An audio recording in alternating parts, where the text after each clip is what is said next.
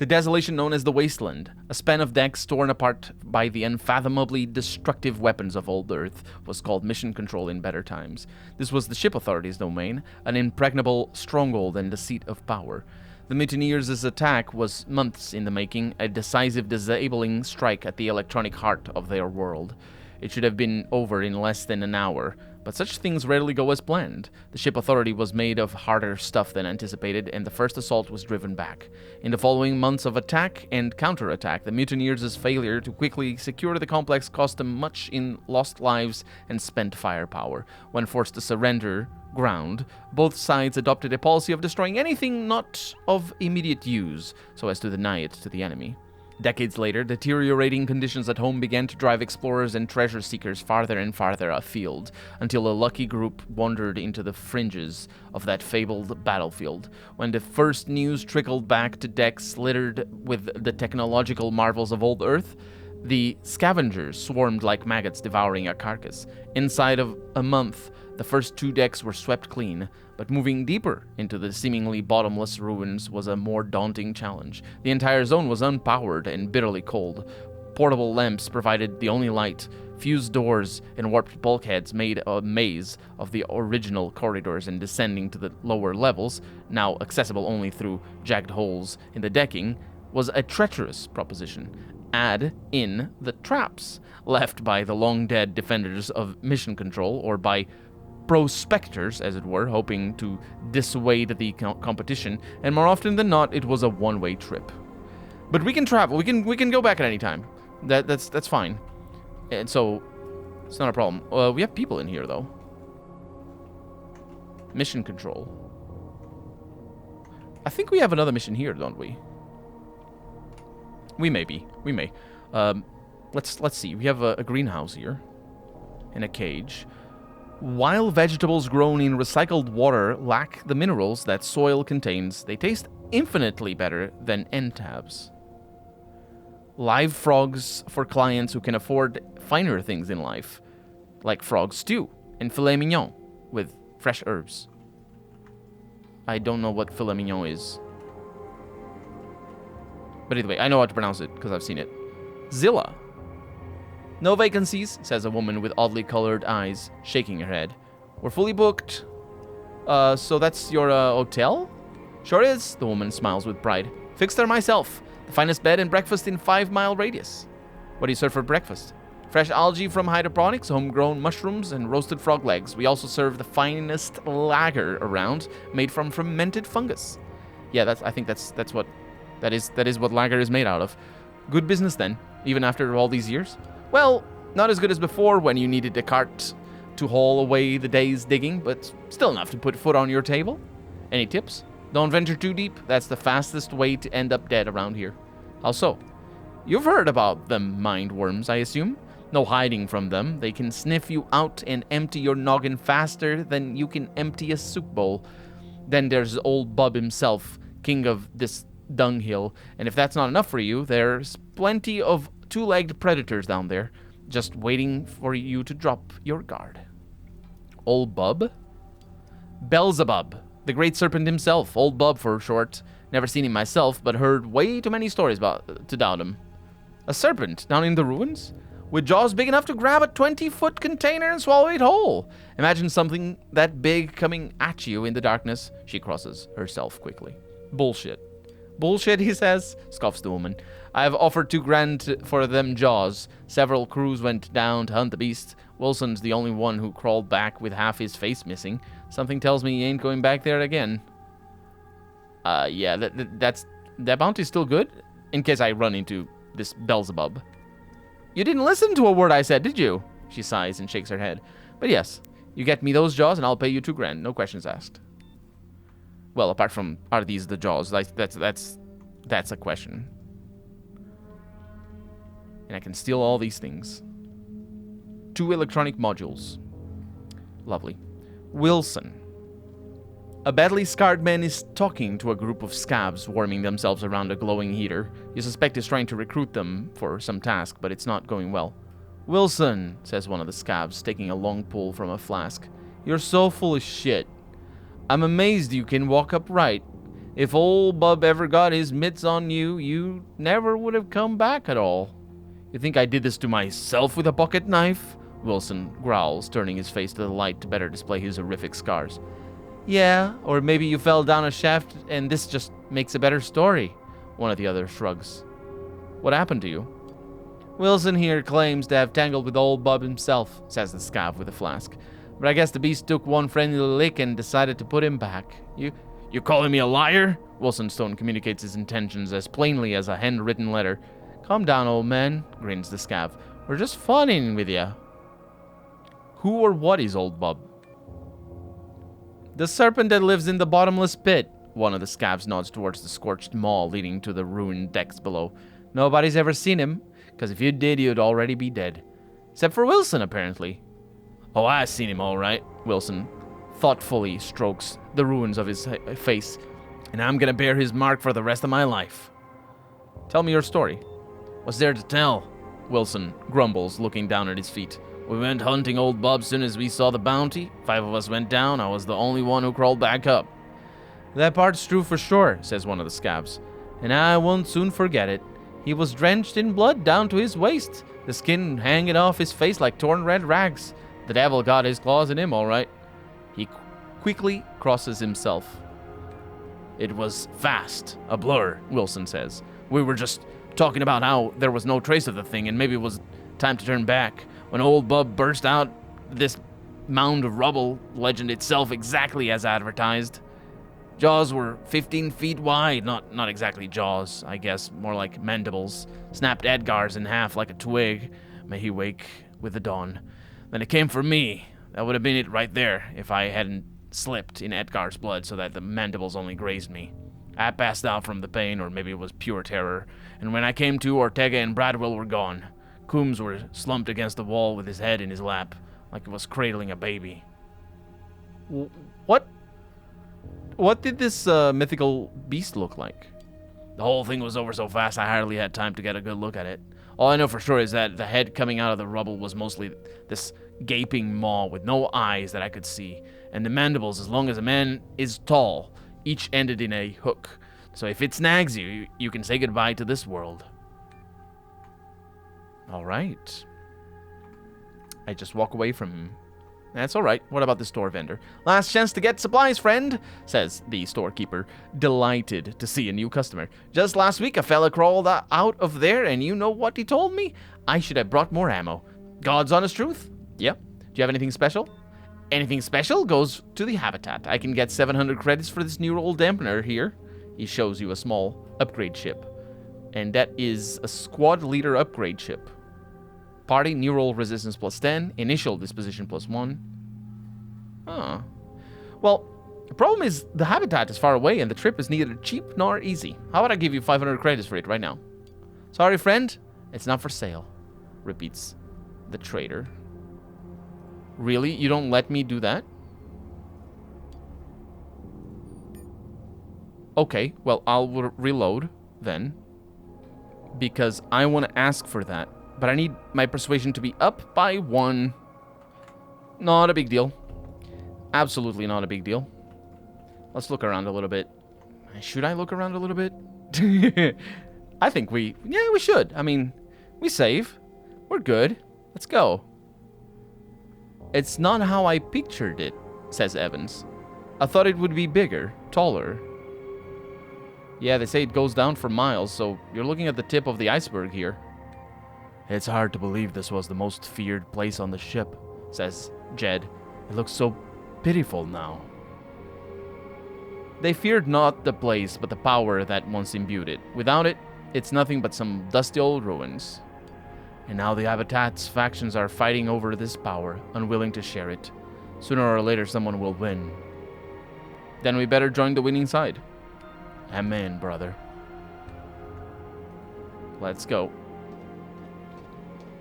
Okay. We can go back up, we can save, we can move. That means there are no enemies that we can see, which makes sense. Is this like a cinema? It is. Projection screen. It's actually not a projection screen. I think they're like literal screens. Or maybe not. I don't know. I don't know what they're supposed to be. Crap. I don't have computers. A long list of century-old General Assembly announcements prepared for broadcasting. The Synod recalls 14 assembly members for failure to discharge their duties and fulfill the trust placed in them. The people accept hard labor as penance and express confidence in the disgraced public servants' willingness to redeem themselves. The General Assembly unanimously passed the resolution condemning the riots and calling for unity. Quote, "The public disturbance endangers the mission and threatens to undo the many sacrifices endured by the great men and women of this ship," unquote. Walter Hastings, the chairman of the General Assembly, said in a statement. The Synod appoint 3 new assembly members to represent districts B7, 8, and 12. These exemplary public servants have demonstrated unwavering commitment to public service and the mission. The people congratulate the new assemblymen and wish them every success in their new duties. So it was a free computer check. Jebediah computer skills increased to 2. Really? Just like that. That's pretty good. That means I have all the skills. That's what that means. At least as of right now. I don't know where we're going with this, but this does mean as well that I will be able to mess with the computer that we couldn't get to back in the pit. So really nice. Really nice. And who's that? Luther. Excuse me. Hi. What are you doing out here? A man stares into nothing, mumbling something to himself. It takes you a moment to realize he's dictating into a recording device. I'm gonna greet him. "I'm sorry, I didn't hear you come in," the man smiles apologetically. "Welcome to my humble abode. Of course, it wasn't always so humble. Before the mutiny, only the most powerful could set foot here, but time spares nothing and no one." Yeah, what is this place? The observation box. From here, the members of the Synod once watched the General Assembly like the playwrights of old. I suppose that's what the General Assembly was, a great theater for the masses. I better write that down. What's a Synod? A council of the mighty? The real power behind the General Assembly. They gave themselves an ecclesiastical name, but it was temporal authority they exercised. Like so much else, they were destroyed in the mutiny. Why did they need the General Assembly then? A time-honored tradition? Shrugs the historian. I doubt the Pan-American Senate was any different either.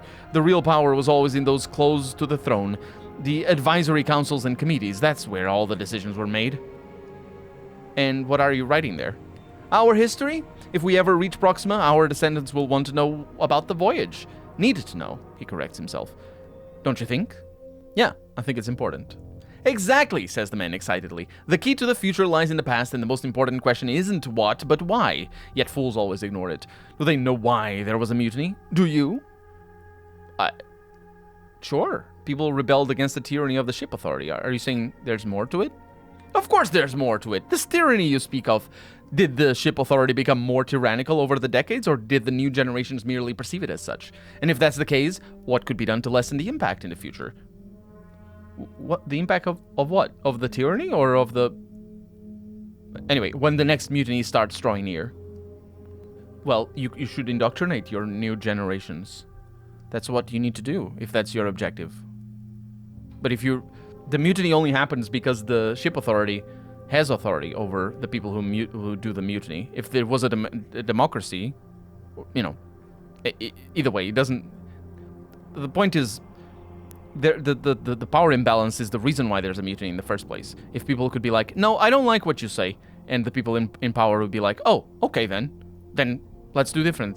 Then there wouldn't be a mutiny, would it? What makes you think there will be another mutiny? Do you think the conflict between the protectors, the Brotherhood, and the Church will go on forever? Sooner or later, a winner will emerge and the cycle will start anew, only to end in another, quote, mutiny, unquote, or similar calamity. You can't avoid it, much like you can't avoid winter on Earth. All Earth, anyway. But you can prepare for it, stockpile firewood and food, so to speak. Can you not? Because that's what, you know, it seems to me like you can. You can. Maybe we can't, because this ship, everybody is the descendants of very, very bad people. Or people on a mission that was very bad to begin with. What about our own actions? Do they not matter? Our actions are driven by the cyclical changes. Just the cyclical changes, that's what they are. Why do you think the first generation accepted and fully submitted to the ship authorities' rule and the later generations defied and overthrew it? Because the cycle changed, and just like that, what was perfectly acceptable before had suddenly become unacceptable, forcing people to act? No. First off, why did they do it? Because they were brainwashed, and the new generations weren't as well brainwashed. Because you know, if you need to brainwash people, you can't be very brainwashed yourself. It's tricky. It's not a good long-term plan. You need to have cynicism, and you need to understand things. If you're brainwashed, you don't understand things as well, and so the people that come after are gonna see through the bullshit that you yourself can see through because you're brainwashed. So you need to brainwash the newer generations properly if you want them to submit to an authority, which is doable, and history proves that it is doable, and not even history, just there's plenty of examples in our current world. My point is, after that, how can you prevent a mutiny from happening? It's the whole democracy thing that I was talking about. You talk about the mutiny as if it were merely a cautionary tale, not an ongoing disintegration visible anywhere you look. You tell yourself that the fate of the future colony somehow depends on you because you so desperately need to do something that matters. But the truth is, actually the truth is he doesn't say that the future of the colony depends on him. Let's see what he says. I know, says Luther quietly. I know what the truth is. Fine, I'll help you. What is it you need again? There are records still waiting to be found. If we gather enough information, perhaps we can still piece it together. Oh yeah, that's definitely what I'm interested in. I'll find anything and I'll bring it to you. Since you're the recording person, which is very, very important. And in fact, that is what history is. It's the recording of people, things. Because if you don't have writing, then it's prehistory. Where are we? Oh.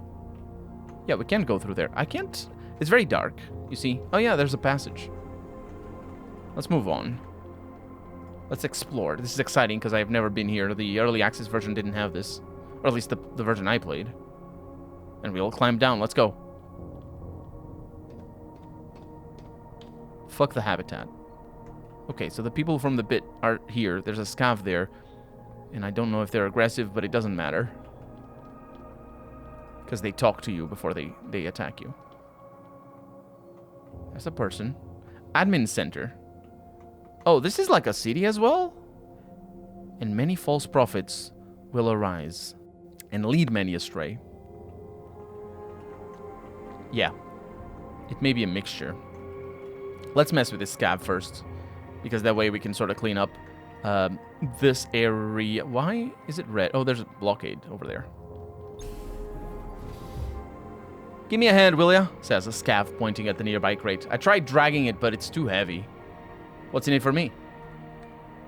Tell you what, says the scav. You help me carry it to the train station, we split 50-50. Something ain't right here, Jed says quietly. Let's walk away while we can. I'm gonna step inside the room and get ambushed. Most likely. The moment you enter the room, yep, the door slides closed behind you and locks with a loud click. The scav grins and reaches for his gun as two of his friends step out from behind some crates. In this wasteland, some men make a living prospecting this and scavenging, while others, less scrupulous types, turn to robbery and murder. And I'll kill them all. It is... Oh, yeah, this is going to happen. This is going to happen. So, ooh, they go first. Okay, that person goes first. That's a good candidate for a melee there. So that would be... Let's see. So, Jedediah, that is me. Jed goes here. No, that's you. There. You need to click on you. Right here. And Evans goes over here. It's going to be tricky. Because Evan goes second. It's tricky. It's tricky. Yeah, let's see where this goes. Maimed right away. That is for kneecaps. Oh yeah, that's pretty terrible. He's got a bunch of things going badly for him. I will activate this. And I will shoot. Let's actually see. So, temporary arm injury. Okay, so my to hit chance is bad. That's actually pretty terrible. And I can't move. Let's aim for the head. 34. Yeah. That's a stagger. And, yeah. Let's add to evasion. Oh, he's dead. Aggro stim. What the heck? Oh, these people are decked out. I am pretty good as well, but this is a smoke grenade. Oh, they probably have, like, vision things and all that.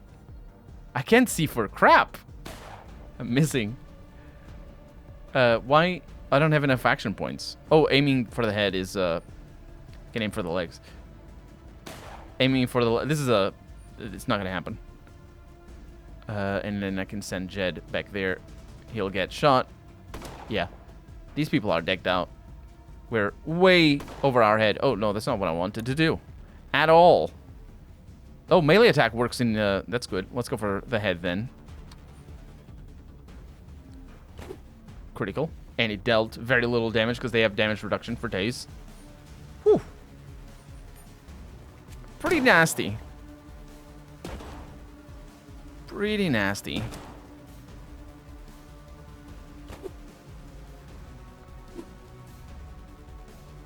I got a reaction there.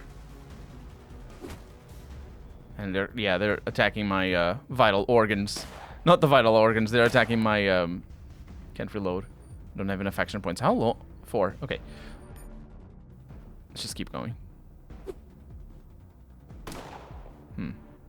Very nasty. Okay, let's see. Regular attack. We have special attacks as well that we could use. It's a nice critical. We may be able to bring one of them down. That'd be interesting. It'll be an improvement over the last fight we had. But I believe we are in over our heads. Not just because the smoke screen is going to make... we're going to have thermal vision on. So that's one thing. And I'll just keep attacking you, I suppose. Miss. Not even grazes. Let's go. Yeah. Yeah, I know you're going to die. And now the smoke screen goes away. It's important to know that. Wow. And we're all dead. There are many ways to die aboard the ship, but perhaps none so common as your fellow passengers. Millions of years of evolution have furnished mankind with all the instincts and means for murder, and the hundreds of years of deprivation aboard the ship have only honed those edges. For you, at least, the struggle is over. Yeah. So that's why we quick save. And that's why we don't mess with that. Can I still do that? Later. He's asking if we're gonna help him or what. That's funny. All right, let's move a little bit deeper because I likely will not be able to fight anybody here. That is a difficult we'll see. Because we have Denbao over here. Dembo? First time? Asks the scav, warming himself up near the heater. You still have that look in your eyes. What look is that?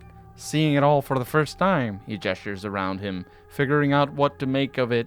Some folks come for the riches. There's none here, not anymore.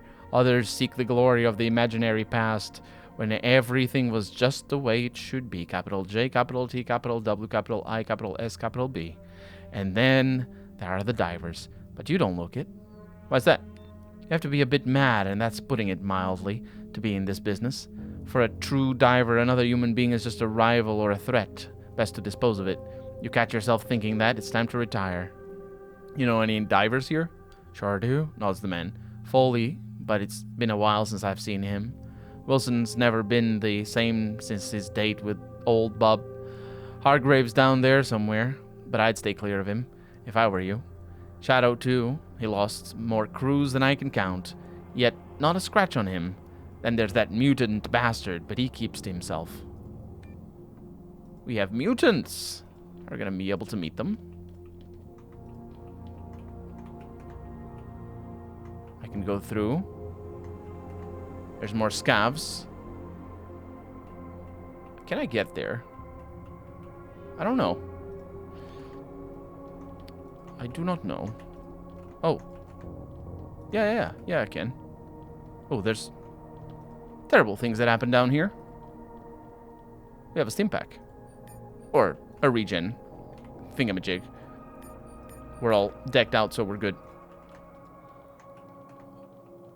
Examine the door. Let's examine the bodies first.